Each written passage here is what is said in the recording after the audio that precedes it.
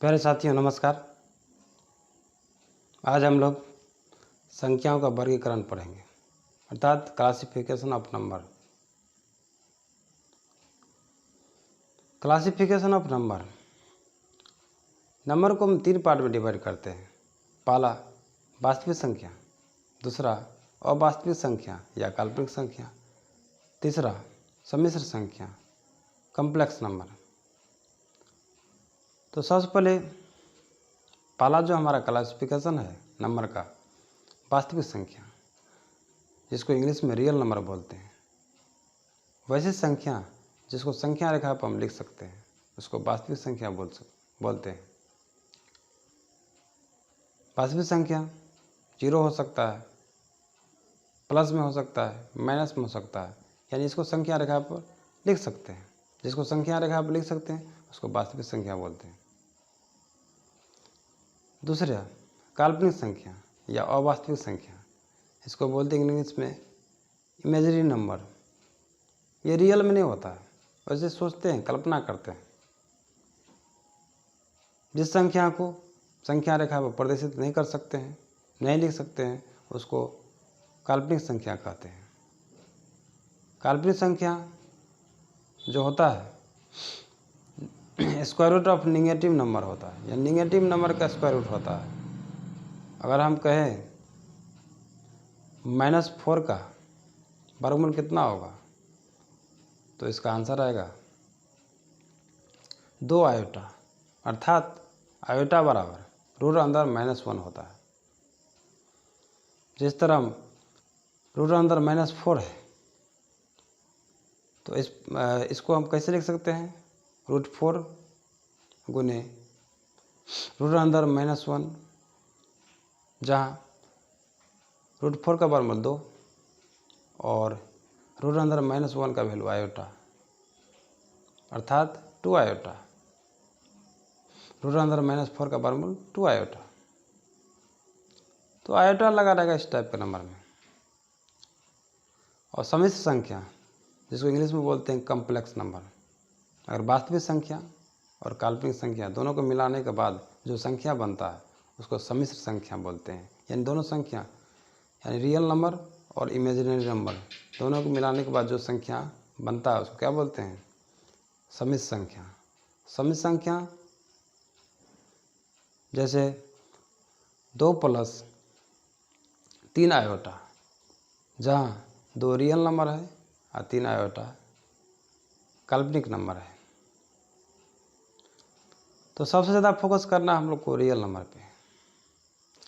Real number, चलिए further फिर real number को हम डिवाइड करते हैं। 2 पार्ट में इसको डिवाइड करते हैं, एक पूर्णांक, एक दशमलव, यानी इंटीजर और एक डेसिमल। तो सबसे पहले हम डेसिमल को पढ़ते हैं, उसके बाद इंटीजर को पढ़ेंगे।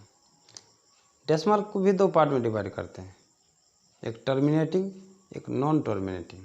एक टर्मिनेटिंग, एक नॉन टर्मिनेटिंग।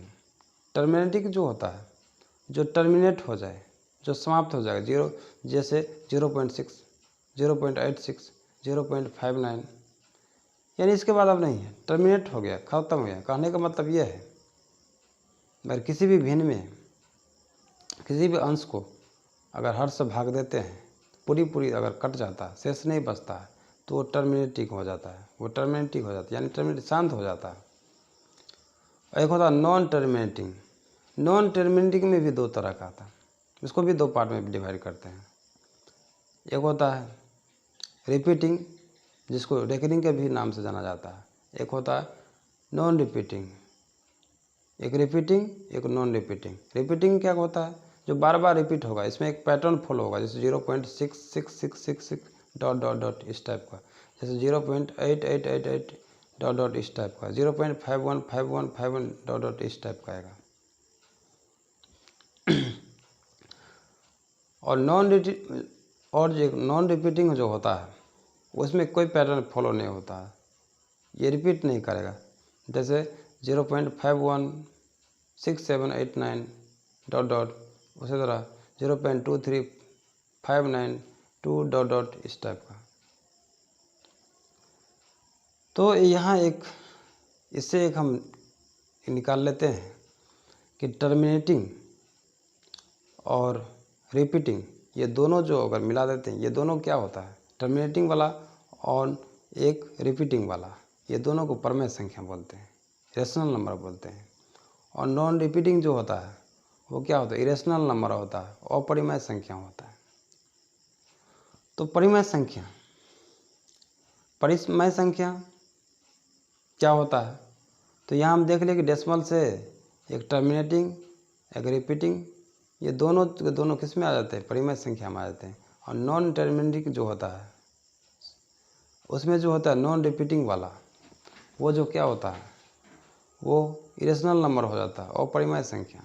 तो परिमेय संख्या जो होता है जिसको P बटा Q को लिख सकते हैं, लेकिन P और Q क्या होना चाहिए, पूर्णांक होना चाहिए, लेकिन Q जो होना चाहिए वो बराबर 0 नहीं होना चाहिए, यानी बट्टा में 0 नहीं आना चाहिए। ऊपर में 0 होगा तो तभी परिमेय संख्या होगा। जैसे 5/6, 5 भी पूर्णांक है, 6 भी पूर्णांक है, 0/1, तो जो पूर्णांक है अगर दोनों पूर्णांक है बट्टा में अगर 0 नहीं तो परिमेय संख्या होगा।